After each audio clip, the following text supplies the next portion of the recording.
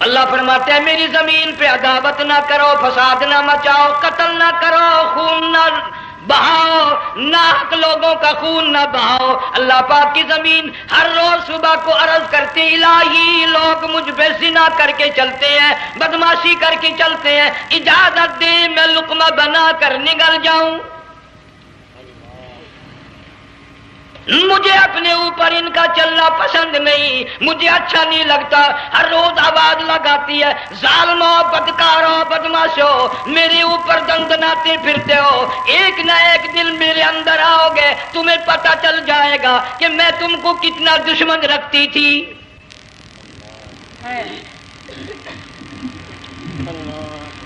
آج لوگ آزاد ہو گئے، جو کسی کی سمجھ میں آتا ہے وہی بکتا ہے، جو سمجھ میں آتا ہے وہی کرتا ہے، نہ کوئی راہ متعین رہی، نہ کوئی مسلک رہا، نہ کوئی بات رہی۔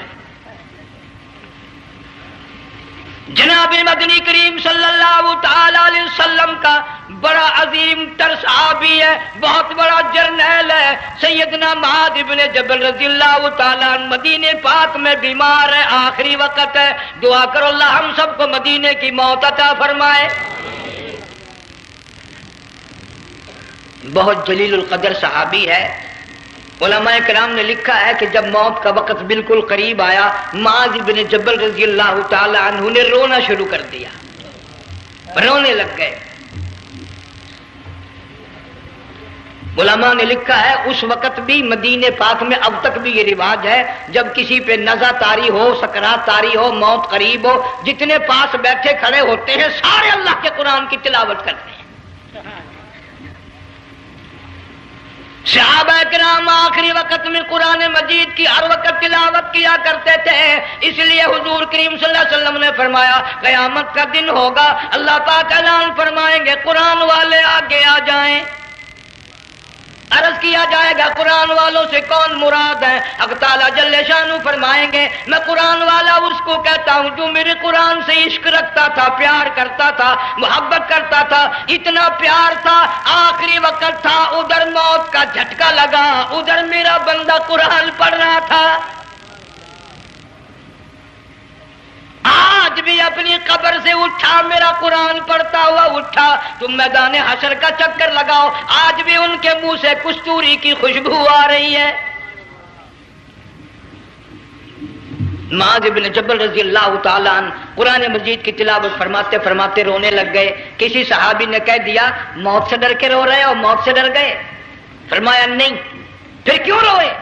صحابی کہتا ہے میرے دل کی تمنا میرے دل میں رہی، میری آرزو پوری نہ ہو سکی، میری حسرت پوری نہ ہوئی، میرا ذوق پورا نہ ہوا، میرا شوق پورا نہ ہوا۔ میری تمنا تھی گرمی کا موسم ہو، رمضان کا مہینہ ہو، میں روزہ دار ہوں، جہاد فی سبیل اللہ ہو، کفر اسلام کا مقابلہ ہو، میں کئی کافروں کو قتل کر دیتا، پھر کافر بھی اکٹھے ہو کر مجھ پہ ٹوٹ پڑتے، میرا ناک کاٹ لیتے، میری زبان کاٹ لیتے، میں اللہ کی حضور میں جاتا، اللہ مجھ سے پوچھتا معاذ دنیا سے کیا لایا؟ میں عرض کرتا الہی بولوں کیسے، زبان بھی تیری نام پہ کٹا کے آیا ہوں،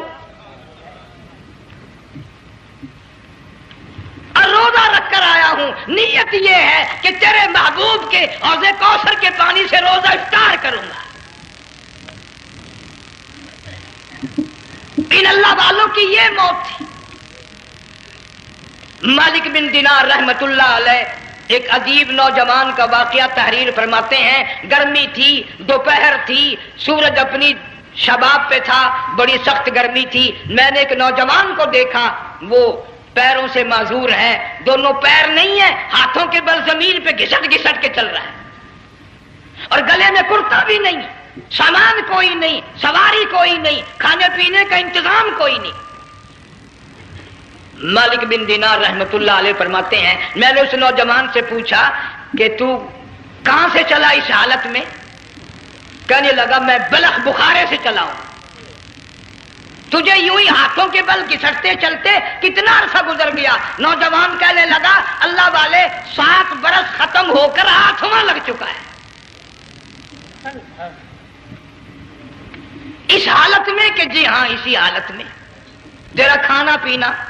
جوان کہنے لگا والذی ہوا یطعمنی ویسقین،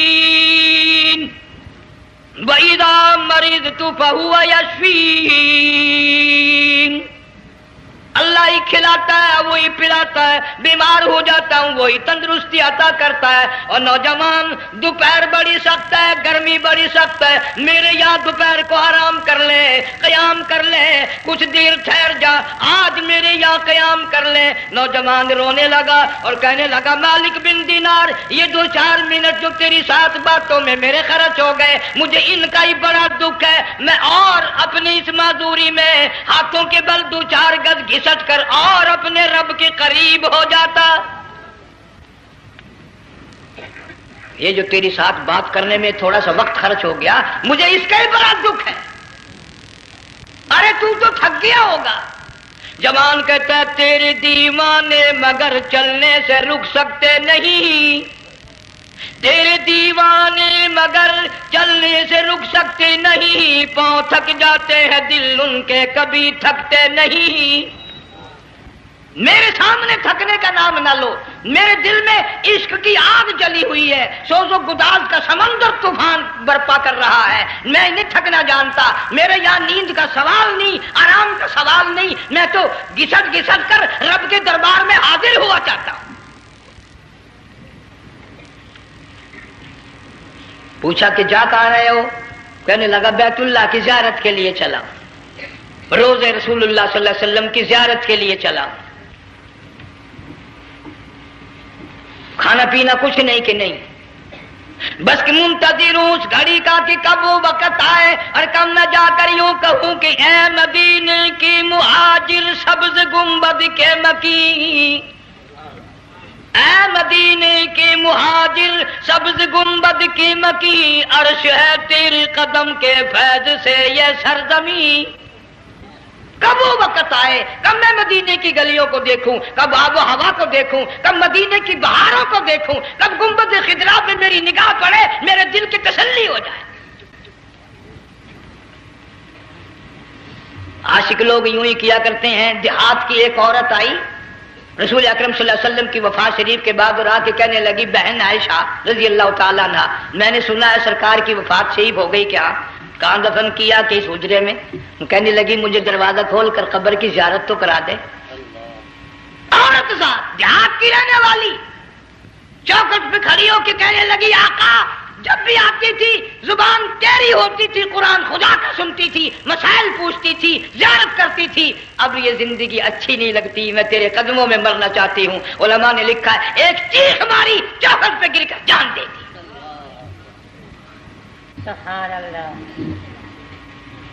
मालिक बिन दीनार रहमतुल्लाह अलैह फरमाते, मैं भी उस साल हज के लिए गया, मिना में मैंने देखा कि बड़ा मजमा लगा हुआ है एक जगह, तो मैं भी गया कि ये लोग क्यों इकट्ठे हैं। मैंने लोगों में से झांक कर देखा तो वही नौजवान बैठा है जिसको मैंने दोपहर के वक्त देखा था। वही हालत है, गले में कुर्ता नहीं, गठड़ी नहीं, थैला नहीं, सामान नहीं, और रो रो के यूं कहता, मौला आज किसी ने दुम्बे की कुर्बानी दी, किसी ने बकरी की कुर्बानी दी, किसी ने ऊंट की कुर्बानी दी, किसी ने गाय की कुर्बानी दी। मैं फकीर हूं, मैं मिस्कीन हूं, मैं बिल्कुल मुफलिस और नादार हूं, मेरे पास तो ये मेरी जान है, मैं इसकी कुर्बानी दिया चाहता हूं, कबूल फरमा। हजारों लाखों लोगों के सामने एक चीख मारी और मीना में जान दे दी। इस हालत में इन अल्लाह वालों का आखिरी वक्त आता है। देख हम लोग मरते हैं एक्सीडेंटों में, सड़कों पे, उधर मौत का झटका लग रहा है, उधर मुंह में कंजरी का गाना। इरशाद फरमाया मदनी करीम सल्लल्लाहु तआला अलैहि वसल्लम ने, सयाती अलन्नासी ज़मानुन, ओ लोगों मेरी उम्मत में एक वक्त ऐसा आएगा लोग इतने बर्बाद हो जाएंगे, सुबह को आदमी मोमिन मुसलमान होगा, शाम को मौत आई तो जनाजा काफिर का उठ रहा होगा। घरों में, महल्लों में आज मौत आती है, कंजरी का गाना मुंह में होता है, उधर दम निकल रहा है, उधर कंजरी का गाना, कानों में आवाज आ रही है, मैयत को गुस्ल दिया जा रहा है, कंजरी की आवाज आ रही है, जनाजा उठा कर ले जा रहे हैं, कंजरी की आवाज आ रही है, कब्र में मैयत उतारी जा रही है, कंजरी की आवाज आ रही है, कब्र पे मिट्टी डाली जा रही है, कंजरी की आवाज आ रही है। इस माहौल में اس معاشرے میں ہم کس طرح ایمان اور یقین اور ایمان ساتھ لے کر مریں گے؟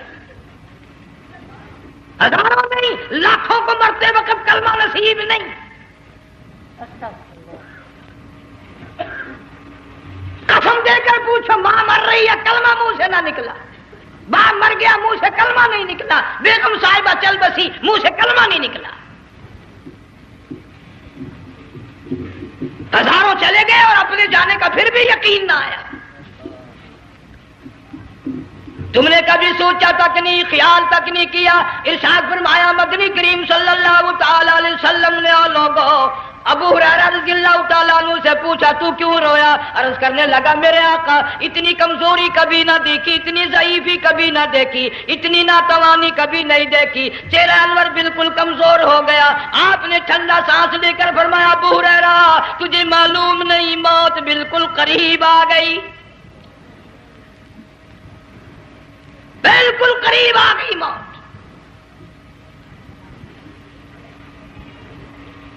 تیری ایک انگلی پکڑ کر اگر کوئی مروڑ دے کتنا دکھ ہوگا، درد ہوگا. ہائے ہائے ہائے. جنگ والوں کبھی تم نے سوچا نہیں 360 رگیں ٹوٹیں گی کیا حال بنے گا، اعضاء چھوٹیں گے، سر کے بالوں سے لے کر پیروں کے ناخنوں تک ہر جوڑ کو توڑ کے رکھ دیا جائے گا. وزیروں، سفیروں، امیروں، حسینوں، جمیلوں تمام کے جوڑوں کو اکھاڑ کے رکھ دیا جاتا ہے.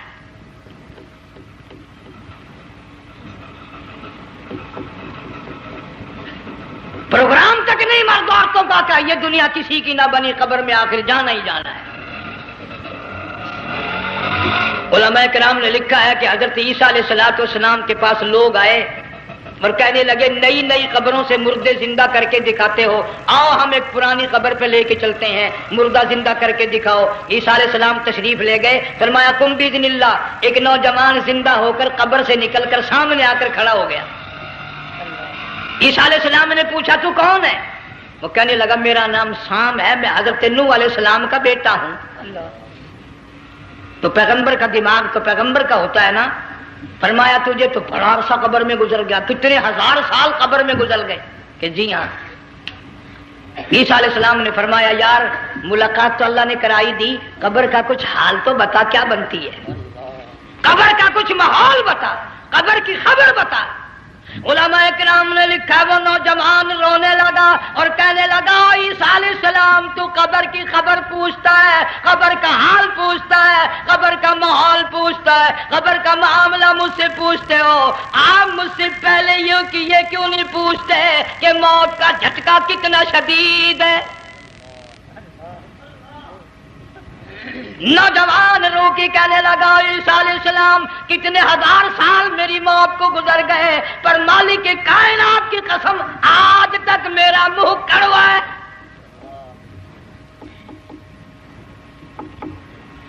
اس لیے جنگ والوں لمبی چوڑی بات کہنے کا وقت نہیں، حالات نہیں. میں تو تمہیں اتنا سا پیغام دینے آیا، کھانے پینے کا زمانہ ہے.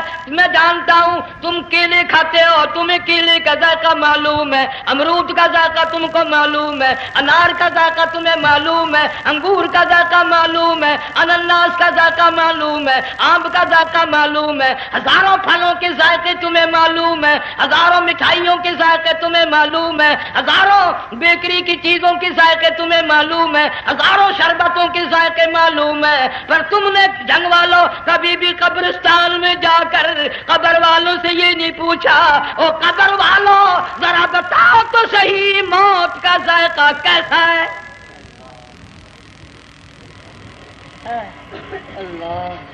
تم نے چکھا نہیں، جنہوں نے چکھا وہ بتانے نہ آئے کیسا ذائقہ ہے. اس لیے قرآن کہتا کلا اذا بلغت التراقی وقیل من راق وظن انه الفراق والتفت الساق بالساق الى ربك يومئذ المساق. بادشاہ ہو، امیر ہو، وزیر ہو، فقیر ہو، غریب ہو، رگیں ٹوٹیں گی، موت آئے گی. اور جس کی آئی تمہیں معلوم نہیں کس طرح آئی، کس حال میں آئی. جن کے دلوں میں ان باتوں کا خیال آیا، خدا کی قسم صحابہ کرام میں سے اتنے رویا کرتے تھے آنکھیں ختم ہو گئی. جناب فاروق اعظم رضی اللہ تعالیٰ عنہ کو کسی نے دیکھا رو رہے ہیں، بے تحاشا رو رہے ہیں. پوچھ لیا بڑا بہادر پہلوان فاروق تجھے کیا ہوا، اتنا کیوں رویا؟ فرمانے لگے تمہیں معلوم نہیں قبر کا اندھیرا یاد آ گیا.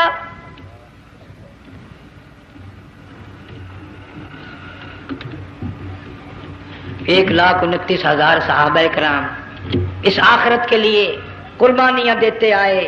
اولاد کی قربانی دی، مال کی قربانی دی، جان کی قربانی دی، جو کرنا پڑا وہ کر گزرے، لیکن محمد عربی صلی اللہ علیہ وسلم کا دامن نہ چھوڑا. اسی لیے ہر سال اللہ پاک جل شانہ نے اس امت کو یہ موقع دیا کہ سنت خلیل پہ عمل کرتے کرتے قربانیوں کی یاد تازہ ہو جائے، قربانیوں کی یاد تازہ ہو جائے. قرآن کریم میں جا بجا ابراہیم علیہ السلام کا اللہ پاک نے ذکر خیر فرمایا. یوں فرمایا ہم نے ان کے بڑے امتحان کیے، بڑی آزمائش کی، وہ ساروں میں کامیاب ہوئے. تم ہر وقت اللہ سے یہ دعا کیا کرو اللہ ہمیں امتحان میں نہ ڈالے، آزمائش میں نہ ڈالے. ہم امتحان کے قابل نہیں. یہ ہمارے جو امتحان ہوتے ہیں ان میں نقل ماری جاتی ہے، تو اللہ امتحان لے گا تو نقل کیسے ماریں گے، کیسے کام چلے گا؟ جناب ابراہیم علیہ السلام کو اللہ پاک نے ہزاروں امتحان میں مبتلا کیا، ہزاروں آزمائشیں کی، فَأَتَمَّهُنَّ سب میں کامیاب گیا، سب میں پاس نکلا. ایک آزمائش ایسی بھی آئی اللہ کی توحید کی وجہ سے، شرک کو مٹانے کی وجہ سے ابراہیم علیہ السلام کا سارا مصر فلسطین دشمن بن گیا. حضرت سارہ کو ساتھ لے کر چل دیے، ایک بیوی ساتھ ہے اکیلا دم میں. یہاں تو لوگ محلوں میں شہروں میں کہتے ہیں جی میں اکیلا ہی ہوں، میں کیا کروں. اگر خلیل کہتا کہ میں اکیلا ہوں تو آج قرآن میں اس کا ذکر خیر کیسے ہوتا؟ پرواہ نہ کی. وہ کہتا میرے لیے میرا اللہ کافی ہے. کون کہتا ہے میں اکیلا ہوں، میری ساتھ تو اللہ ہے. مصر سے گزرنے لگے، بادشاہ کے ملازموں نے بادشاہ کو جا کے بتایا بڑی خوبصورت عورت گزر رہی ہے تیرے حلقے سے، بہت بڑی خوبصورت عورت ہے. کہ ملازم پکڑ کے لے کے چلے تو عورت ساتھ حضرت سارہ رونے لگ گئی. خلیل میرا کیا بنے گا؟ پیغمبر کو اللہ کی ذات پر بڑا یقین ہوتا ہے. فرمایا پرواہ نہ کر، میری آبرو میرے مولا کی آبرو ہے، چاہے جہاں چلی جا میری عزت کی حفاظت میرا اللہ کرے گا. فرمایا فاللہ خیر حافظا وہو ارحم الراحمین. پرواہ نہ کر، میں اس کا پیغمبر ہوں، نبی ہوں، چیخا میں جلا اس کے لیے، سارے دکھ اٹھاتا ہوں اس کے لیے، میری عزت کی حفاظت وہی کرے گا. محل میں جا کر حضرت سارہ کو بند کر دیا. بادشاہ نے بلوایا ہے عزت لوٹنے کے لیے، بادشاہ نے پکڑوا کر منگوایا ہے آبرو برباد کرنے کے لیے. بادشاہ کا ارادہ ہے سارا کی عزت کو برباد کرنے کا، اور اللہ کا پروگرام ہے سارا ادھر آ. اس محل میں ایک معصوم بچی ہے جس کا نام ہاجرہ ہے، میں اس کو اتنا پسند کرتا ہوں، اللہ فرماتے ہیں اس کے پیٹ سے اسماعیل ذبیح اللہ کو پیدا کرنا چاہتا ہوں، اس کی نسل سے حبیب اللہ کو لانا چاہتا ہوں. آج تک کسی کی انگلی اس کی طرف نہیں اٹھی. سارا محل میں آؤ، اس کو آ کر ساتھ لے جاؤ تاکہ میرے ذبیح اللہ کی پیدائش کا معاملہ بن جائے. بادشاہ کا ارادہ ہے آبرو برباد کرنے کا، اللہ کا ارادہ ہاجرہ کی آبرو بچانے کا. فرمایا وَيَمْكُرُونَ وَيَمْكُرُ اللَّهُ وَاللَّهُ خَيْرُ الْمَاكِرِينَ. اس نے بھی تدبیر بنائی، میں خدا نے بھی تدبیر بنائی. بادشاہ آیا حضرت سارہ کے قریب برائی کا ارادہ کر کے. مفسرین نے لکھا ہے حضرت سارہ نے فرمایا مجھے 2 رکعت نماز پڑھنے دے. یہاں سے پتہ چلا کوئی پاک دامن عورت کوئی نیک بیٹی اگر غنڈوں میں بدماشوں میں پھنس جائے، عزت بچانے کا طریقہ یہ ہے وضو کر کے اللہ کے سامنے نیت تو مانگ، تیری عزت کے لیے وہ فرشتے بھیجے گا۔ علماء کرام نے لکھا ہے کہ ایک جہاز سمندر میں چل رہا ہے، طوفان آیا، جہاز تختہ تختہ ہو گیا، کچھ لوگ غرق ہو گئے، ڈوب گئے، کچھ تختوں پہ بہ کر کے چلنے لگے۔ ایک عورت گود میں بچہ ہے، ایک حبشی نوجوان دوسرے تختے پہ بیٹھا ہوا جاتا ہے۔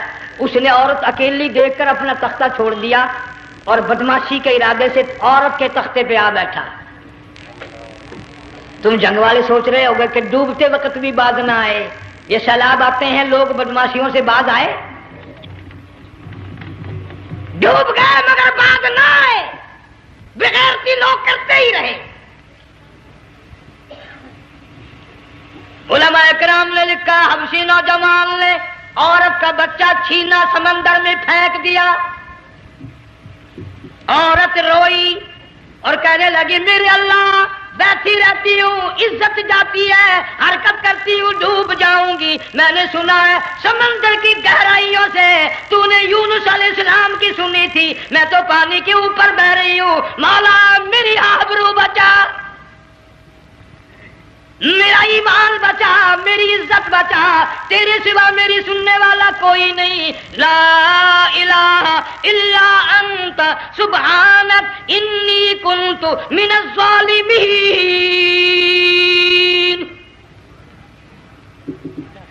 علماء نے لکھا ہے کہ ایک گردن سی نمودار ہوئی پانی میں سے اور حبشی نوجوان کو ایک ہی لقمہ بنا کر لے گئی۔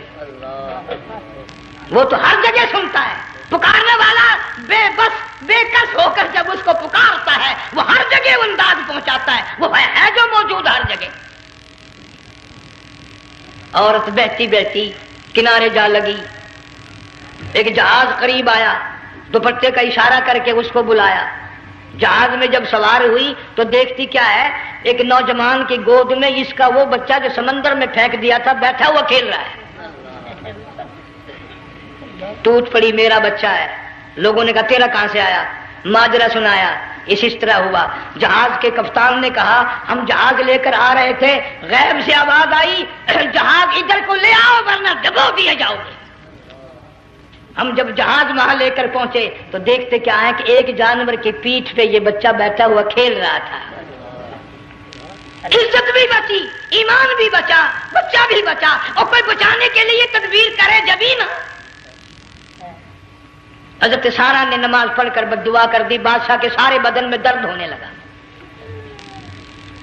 پیغمبر کا سارا گھر بڑا کریم ہوتا ہے، جب اس کو درد نے ستایا نا کہنے لگا میں وعدہ کرتا ہوں تجھے کچھ نہیں کہوں گا، میرے لیے دعا کر دے۔ اب اگر کوئی جنگ کا ہوتا یا میں ہوتا کہتا دفع ہو تیرے واسطے دعا کا دی، لیکن حضرت سارا نے پھر جولی پھیلا دی، مولا وعدہ کرتا ہے بدماشی سے توبہ کرتا ہے، اس کو تندرستی عطا فرما دے۔ اللہ نے تندرستی عطا کر دی۔ وہ پھر کہنے لگا لو ایسی حسین عورت کب آپ آئے گی، پھر برائی کے لیے تیار ہوگی۔ یہاں سے پتہ چلا کہ یہ جو گنڈے بدماش ہوتے ہیں ان کی قسم کا بھی کوئی یقین نہیں۔ اگلے دن ایک آدمی نے قسم کھائی تو اس کے خلاف کرنے لگا۔ لوگ کہنے لگے کہ تو نے قسم کھائی تھی، قرآن اٹھایا تھا، اب کیا تھی گیا بل ڈٹھی ہوئی مسجد سی، پاٹیا ہوا قرآن سی، اگر ڈٹھی ہوئی مسجد سی تو پاٹیا قرآن سی، قرآن کے نا پورا سی جڑا میں چاہیا، مگر اسے یہ معلوم نہیں کہ تو نے تو پاڑیا قرآن اٹھایا، ڈٹھی ہوئی مسجد میں اٹھایا۔ خدا کا جب غضب آئے گا تو وہ ادھورا نہیں آئے گا، وہ ادھورا نہیں آیا کرتا۔ 3 مرتبہ اس بادشاہ نے حضرت سارا کے ساتھ ایسا کرنے کا ارادہ کیا، پھر دعا ہوئی، پھر بد دعا ہوئی، پھر دعا ہوئی، پھر بد دعا ہوئی۔ آخر کار کہنے لگا اپنے ملازموں کو کہ ہوئے بدماش ہو، عورت کے روپ میں کسی بلا کو پکڑ کے لائے ہو، کسی جن بھوت کو لے آئے ہو، اور کہنے لگا تو چلی میرے محل سے جلدی چلی جا، اور جاتی جاتی وہ کہا کہ یہ تیری خدمت کیا کرے گی، یہ بچی میرے محل میں ہے، اس کو ساتھ لے جا۔ حضرت سارا کو ہاجرہ کو ساتھ کر دیا، سیانی ہو گئی، حضرت ابراہیم علیہ السلام سے نکاح کر دیا، اسماعیل علیہ السلام پیدا ہو گئے۔ اللہ میاں جب حضرت ابراہیم علیہ السلام چومتے ہیں، چاٹتے ہیں، ماتھے پہ بوسے دیتے ہیں، اٹھاتے ہیں، پیغمبر کا بیٹا خود بھی نبی اور آل میں آنے والا نبی کالی کملی والا صلی اللہ علیہ وسلم کتنا حسین چہرہ ہوگا. اللہ میاں نے پھر آزما لیا، حکم دیا کہ اس ہاجرہ کو، اسماعیل کو، دونوں ماں بیٹوں کو وہاں چھوڑ کے آ جہاں سینکڑوں میل میں پانی کوئی نہیں، آدمی کوئی نہیں، رستہ کوئی نہیں، گھاس کوئی نہیں، پتا کوئی نہیں. جہاں بیت اللہ ہے یہاں کے بارے میں حکم دیا چھوڑ کے آ. اور اگر آپ کو نیند نہیں آئی تو مزہ آئے گا، اللہ نے یہ فرما دیا، بتانا نہیں ہے کہ میں نے حکم دیا ہے. خدا حافظ نبی نہیں کہتا اپنی بیوی کو. آج لوگ ہر بات میں کہہ دیتے ہیں ہمارے پیروں کو پتا کل کو کیا ہوگا، ہمارے فقیروں کو پتا ہے پرسوں کیا ہوگا. اور بڑی مدت کی بات ہے، یہی موسم تھا، چماسا گرمی تھی، انارکلی لاہور سے ہم کئی ساتھی گزر رہے تھے، فٹ پاتھ پہ بیٹھا ایک ملنگ، چاروں طرف لوگ کھڑے، بڑا مجمع. کافی دنوں کی تو بات ہو گئی، ہاتھوں کی لکیر دیکھ کر لوگوں کی تقدیر بتا رہا تھا. کسی کو کہتا تھا تجھے بڑی اونچی پوسٹ ملے گی، کسی کو کہتا تھا تیری شادی بڑی فرسٹ کلاس لیڈی سے ہوگی. وہ بابو تو کوڈا ہی ہو جاتا تھا، لیڈیوں پہ بڑے مرائے یہ لیڈے. کوئی کام نہیں، رات دن بس لیڈیوں کے پیچھے ہی پھرنا ہے. اللہ. میں نے اپنے ساتھیوں سے کہا، میں نے کہا میں بھی تقدیر پوچھتا ہوں اپنی. کہنے لگے شرارت ہو جائے گی. میں نے کہا ساری دنیا پر ہاتھ دکھا رہی ہے، کوئی شرارت نہیں، میرے ہاتھ میں شرارت ہے. 1 روپیہ لے رہا تھا وہ، میں بھی لوگوں میں گھساتا بھیڑ میں سے اوپر نیچے ہی ہوتا میں بھی پہنچ گیا، اور دونوں گھٹنے میں نے زمین پہ رکھ دیا، روپیہ ہاتھ میں. میں نے اس کا ذکر کہا، میں کہا ملنگ جی اگر اب ویکھیا میری شادی ہو جائے گی کہ نہیں. اب اس نے دیکھ کے میری طرف کہنے لگا، اس نے سوچا کہ یہاں اچھے بھلے کو نہیں ملتی پاکستان میں، اسے کون دے گا. اچھی طرح میرا ہاتھ دیکھا بھی نہیں، جھٹک کے کہنے لگا نہیں تیری شادی نہیں ہونی. میں کیا کھوتے تیرے باپ کے 8 بچے کھیل رہے ہیں.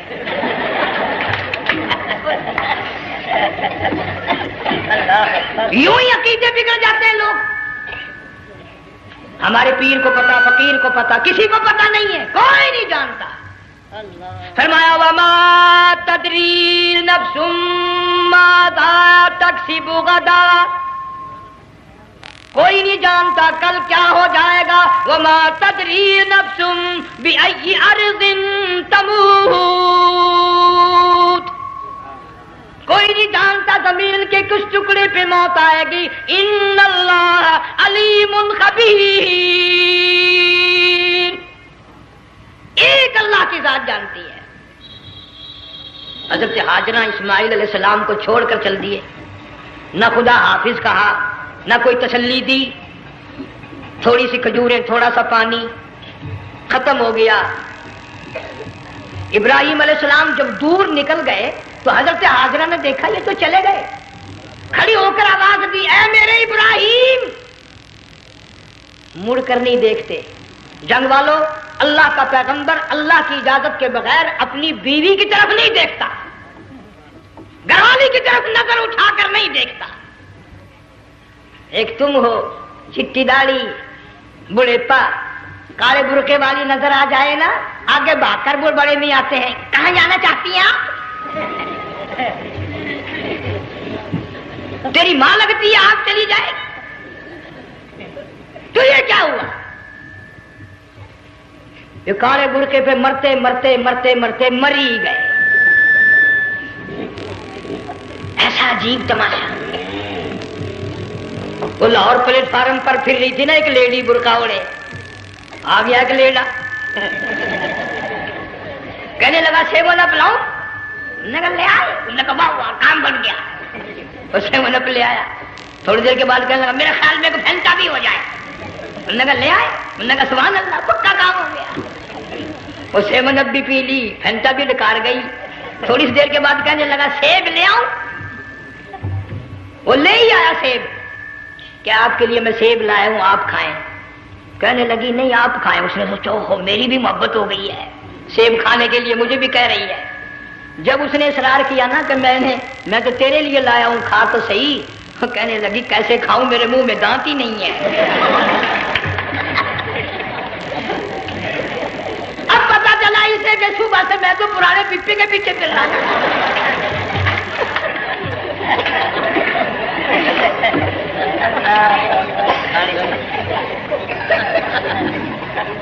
صرف برقع دیکھا چل دی. یہاں پیغمبر اپنے گھر والی کی طرف نہیں دیکھتا. حضرت حاجرہ نے اسماعیل علیہ السلام کو سینے سے لگایا. عرب کی قداور مائی، طاقتور مائی دوڑ لگا کر حضرت خلیل کا راستہ آ کے روک لیا اور کہنے لگی میں جوان عورت، یہ پیارا نور نظر، یہ لخت جگر، شکل تو دیکھو، صورت تو دیکھو، ہمیں یہاں چھوڑ کے جا رہے ہو. اللہ کا پیغمبر بولتا نہیں. پتہ چلا پیغمبر اللہ کی اجازت کے بغیر سانس نہیں لیتا، آنکھ کا اشارہ نہیں کرتا. حضرت حاجرہ رونے لگ گئی، میرے خلیل، میری ابراہیم، میرا قصور بتاؤ، میرا جرم بتاؤ، میری خطا بتاؤ، میرا گناہ بتاؤ، معافی چاہوں گی، معذرت کروں گی. اس بچے کا کیا گناہ ہے اس میدان میں چھوڑ کے چلے ہو؟ بولتے نہیں ہیں. اللہ کی طرف سے بولنے کی اجازت نہیں ہے. حضرت حاجرہ نے خود ہی قیاس لگایا، سوچتی ہیں پیغمبر تو کسی پہ ظلم نہیں کرتا. وہ کہنے لگی خلیل کہیں اس رب کا حکم تو نہیں، کہیں اس اللہ کا یوں حکم تو نہیں. جنگ کے لوگوں اگر خلیل ہاں کہہ دیتا تو کیا حرج تھا؟ ہاں نہیں کہتا، اجازت نہیں، تاکہ حاجرہ کے یقین ایمان کا امتحان مکمل ہو. مفسرین نے لکھا ہے کہ حضرت ابراہیم علیہ السلام نے سر کا یوں اشارہ کیا، بس ذرا سا ہاں. پھر عورت کا ایمان دیکھ، یقین دیکھ. یہی نہ بیٹھی، دوڑ کے وہاں گئی ہے جہاں پہلے بٹھا کر آئے تھے اور کہنے لگی ابراہیم جاؤ، میں جانوں میرا رب جانے، پرواہ نہیں. راتیں آتی ہیں چلی جاتی ہیں، دن آتے ہیں گزر جاتے ہیں. تھوڑی سی کھجوریں تھی وہ ختم ہو گئی، پانی ختم ہو گیا، بھوک اور پیاس نے بے چین کر دیا. اسماعیل علیہ السلام کی اتنی لمبی زبان باہر نکلا. دو پتھر کھڑے کر کے اوپر ایک پتھر رکھ کر چھاؤں بنائی، اس کے نیچے لٹا دیا اور پھر چکر لگایا. کبھی صفا پہاڑی پہ چڑھتی ہے، کبھی مروہ پہاڑی پہ چڑھتی ہے، کبھی اترتی ہے اور ڈھلمان میں سے بھاگ کر چلتی ہے جب اپنا بچہ نظر نہیں آتا. سارے کہہ دو اللہ بڑا بے نیاز ہے، اللہ بڑا، زور سے کہو اللہ بڑا. کسی کے 500 سال کے سجدے رد، کسی کی ہزاروں سخاوت صدقات رد، کسی کی چال منظور، کسی کی رفتار منظور، کسی کی ٹور منظور.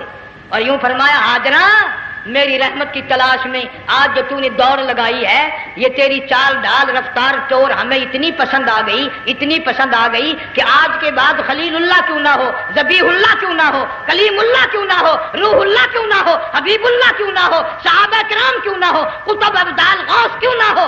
میری حاجرہ مجھے اپنی کبریائی کی قسم جب تک وہ تیری چال چل کے نہ دکھائے گی حاجی کا لانے کا حقدار نہیں ہو سکتا. تیری رفتار اسے چلنی پڑے گی. فرمایا ان الصفا والمروۃ من شعائر اللہ فمن حج البیت او اعتمر فلا جناح علیہ ان یطوف بہما ومن تطوع خیرا فإن اللہ شاکر علیم. 7ویں چکر میں آواز سی آئی، اب رو پڑی حضرت حاجرہ. کہنے لگی میرا بچہ اگر چل بسا میں پھر کیا کروں گی. سن لی میں نے آواز. آپ کی کیا دیکھتی ہے، اسماعیل علیہ السلام کی نرم و نازک ایڑیاں جس زمین پہ رگڑی گئی تھی وہاں سے چشمہ جاری کر دیا. حضرت حاجرہ نے پی لیا، بھوک بھی ختم ہو گئی، پیاس بھی ختم ہو گئی، بچے کو بھی پلایا.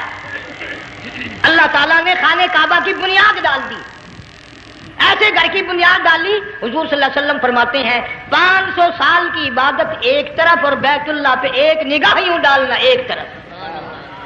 500 سال کی عبادت کا وہ ثواب نہیں جو ایک نظر خانہ کعبہ پہ ڈالنے کا ثواب ہے. اور اللہ پاک یوں فرماتے ہیں کہ جو آنے والا حجر اسود کو بوسہ دیتا ہے، اللہ پاک یوں فرماتے ہیں میں سمجھتا ہوں میرا سجا ہاتھ پکڑ کر میرے بندے نے چوم لیا. جو غلاف کعبہ کو پکڑ کر مانگتا ہے، اللہ فرماتے ہیں میں یہ سمجھتا ہوں میرا دامن پکڑ کے مانگ لیا. جو مقام ملتزم پہ لپٹ کے مانگتا ہے، اللہ فرماتے ہیں میں سمجھتا ہوں میری چوکھٹ پہ پڑھ کے مانگ لیا. اور فرمایا لوگوں یہ جو آنے والے آئے ہیں یہ رشتہ داروں کے مہمان نہیں، عزیزوں کے مہمان نہیں، دوستوں کے مہمان نہیں، میں خدا میزبان ہوں، یہ میرے مہمان ہیں۔ آج ان کی دعاؤں پہ آمین کہو، فرشتوں کو حکم ہوتا ہے ان سے مصافحہ کرو۔ مگر اللہ تعالیٰ سب کو توفیق دے کہ حج مکمل کر کے آئیں اور سب کا حج قبول فرمائے۔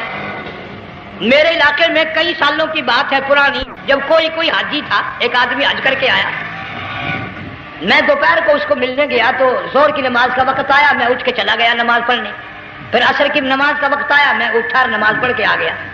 میں نے اس حاجی کے لڑکے سے پوچھا، میں نے کہا حاجی صاحب نے نماز یہیں پڑھی؟ تو کہنے لگا جی ابھی شروع نہیں کی، سفر کے تھکے ہوئے ہیں نا، 2-4 دن کے بعد شروع کریں گے۔ شکر ہے پہلے لوگ جھوٹ نہیں بولا کرتے تھے، ہاں آج کل کا ہوتا ہے نا تو وہ کہہ دیتا ہے جی یہ تو کئی وقت کی کچھی پڑھ کر بیٹھے ہیں۔ تو پھر مولوی تھا نا، میں بیٹھ گیا حاجی کے پاس، باتوں میں اس کو لے آیا، یہی میں نے کہا حاجی صاحب نماز نہیں پڑھی؟ کہنے لگا آپ ہی لوگوں سے سنا ہے کہ بیت اللہ میں جو ایک نماز پڑھے 1,00,000 کا ثواب ملتا ہے، مسجد نبی میں جو ایک نماز پڑھے 50,000 کا ثواب ملتا ہے، 4 مہینے پڑھ کے آیا، وہ حساب لگا لو۔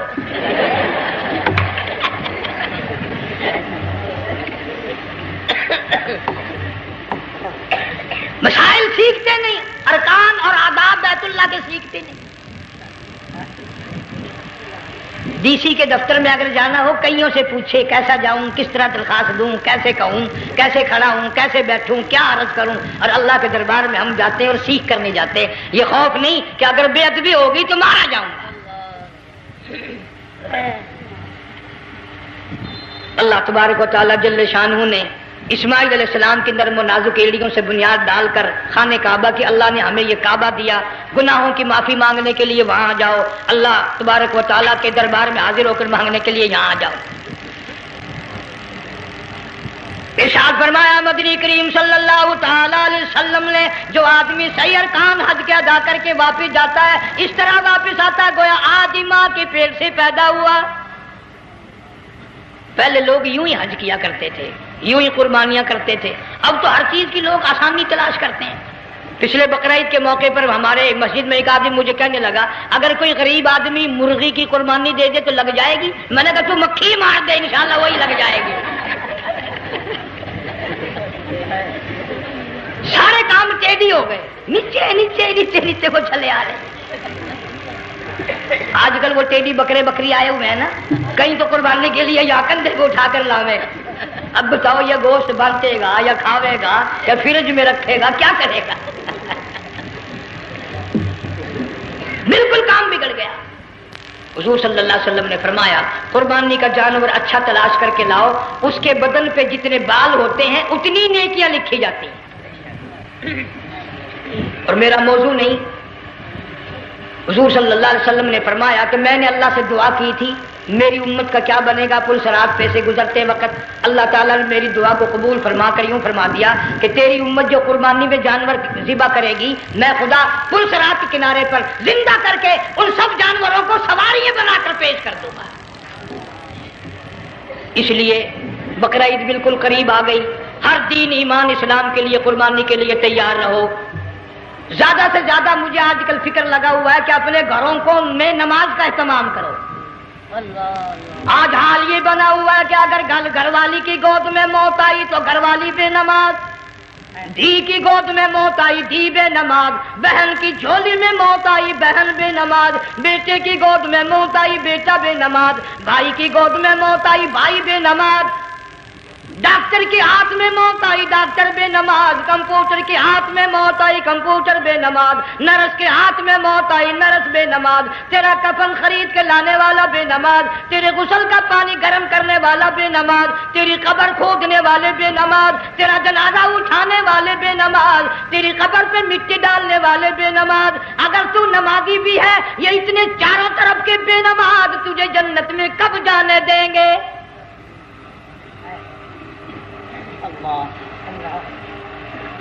اس بچی کا فکر کیوں نہیں کرتا؟ کلاس میں فیل ہو جائے تجھے دکھ لگتا ہے میری بچی فیل ہو گئی، ساری عمر نماز نہ پڑھے تجھے کبھی درد نہیں ہوا کہ جہنم کے انگاروں میں جلے گی؟ بیوی ایک دن تیرا کہنا نہ مانے آگ لگ جاتی ہے، ساری عمر نماز نہ پڑھے، بے ایمان تجھے کبھی آگ نہیں لگی۔